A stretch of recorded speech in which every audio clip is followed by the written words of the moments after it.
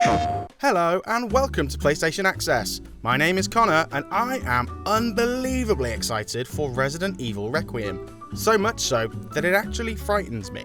Yep, even more than that thing. And because of that, I want literally everyone else to be as excited by this as I am. Because if you aren't,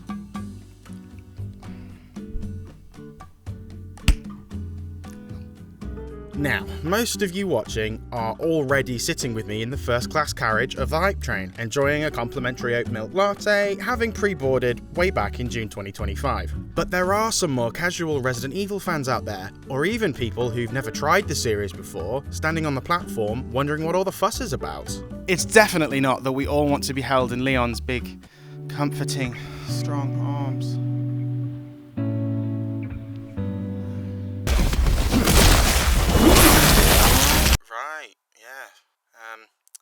Anyway, for those of you that do like the look of Requiem but have absolutely no idea who anyone is, why they're important, and why we continue to live with an evil resident after nearly 30 years, don't worry, I've got you covered.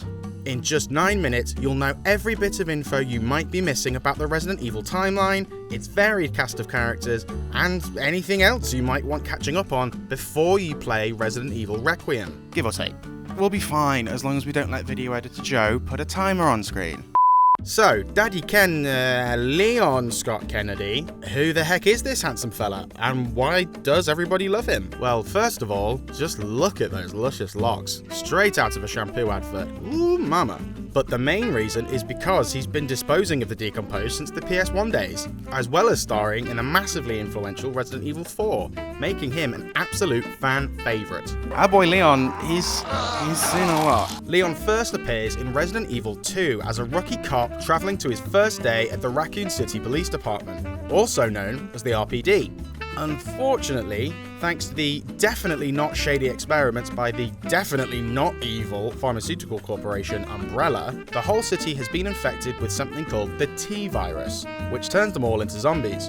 On his way into town, Leon bumps into Claire Redfield, the other protagonist of Resi 2, and who happens to be the sister of the OG Resi hunk, Chris. But this video isn't about him. No. We're talking about Leon. Anyway, Leon gives Claire a lift into town, which goes about as well as you'd expect, given that, it's a zombie-infested city.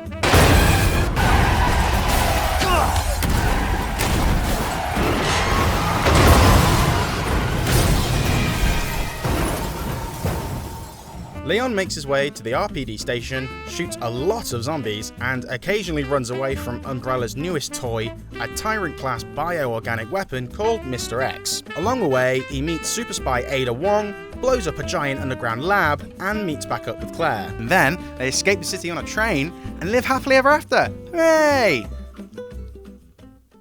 Right? Well, sort of. They do get away safely. But Leon gets an unwanted promotion to a secret anti-Umbrella unit in the US military because of his performance during the Raccoon City incident. The real-life terrors of doing your job too well. This turns him from an admittedly badass rookie to a bona fide super agent, leading to a bunch more missions. One of which is rescuing President Graham's kidnapped daughter from a small Spanish village. All expenses paid trip to Spain?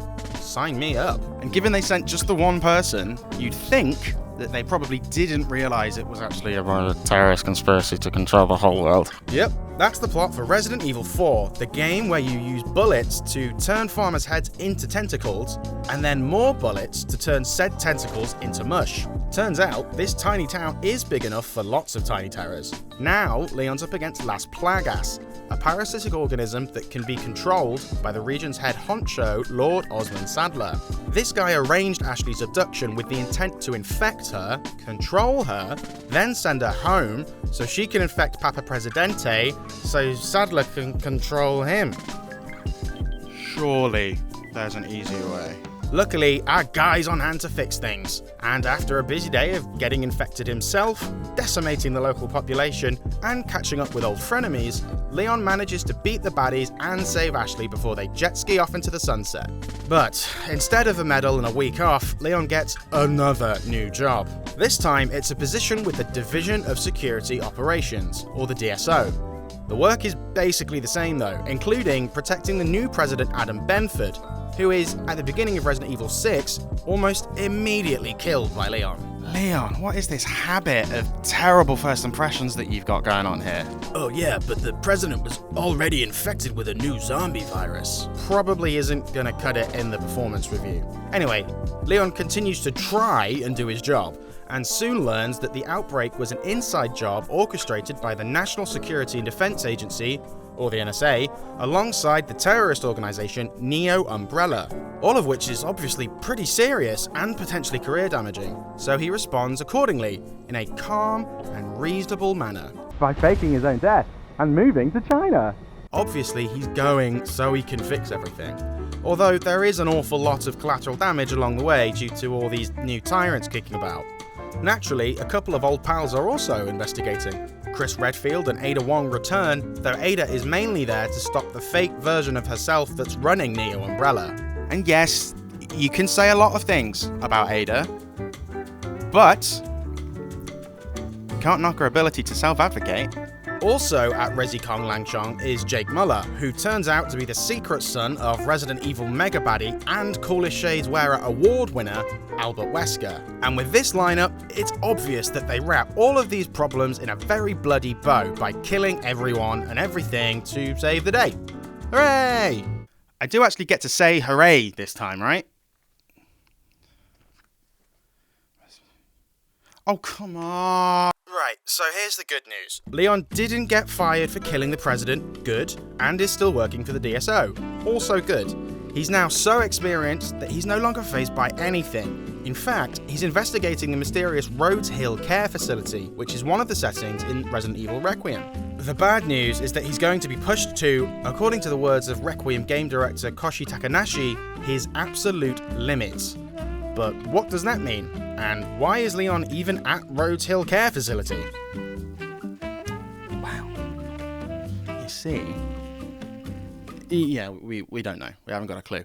But we do know that Rhodes Hill is where he bumps into, obvious segue, Grace Ashcroft, a brand new character in Resident Evil and the daughter of Alyssa Ashcroft. Alyssa's an investigative journalist we first meet during the Raccoon City incident in the spin-off title Resident Evil Outbreak.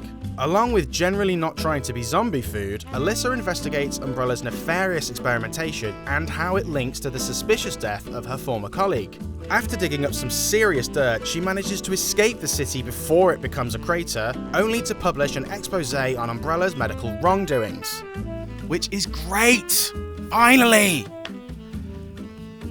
Or it would be great if, anyone believed her. Anyway, at some point, Alyssa has a daughter. That's our Grace. During research for another story, Alyssa and Grace visit the Wrenwood Hotel, where Alyssa is murdered. Bummer. 8 years later, Grace is a data analyst for the FBI and spends most of her time sitting behind a desk somehow messier than Rob's. Unluckily for her, she's forced out into the field by her superiors to investigate unexplained deaths taking place in, you guessed it, the Wrenwood Hotel. Yay. Could be worse, I suppose. Like being kidnapped? Yeah, exactly. No, wait. Well, be careful what you ask for, me, because that is exactly what happens. That's right, an enigmatic doctor and former Umbrella researcher, Victor Gideon, abducts Grace and takes her to the Rhodes Hill Care Center. But the question is, why does Dr. Gideon think Grace is special? And what does it have to do with this Elpis thing he keeps going on about? And more importantly, what the heck is this guy's problem? Yeah, no idea. But when we do know, on the 27th of February, we won't say anything then either because, spoilers. And that, my friends, is where I will leave you today, all caught up ahead of Resident Evil Requiem. Excitement and anticipation level should now be up to your eyeballs. Thank you for watching our recap, where I definitely stayed within the 9-minute timer that didn't need to be on the screen because I definitely nailed it. Please let us know what you're most excited about in the comments, and be sure to subscribe to PlayStation Access to see more about Resident Evil and beyond. Thanks for watching, and we'll see you again soon. Ta-ta!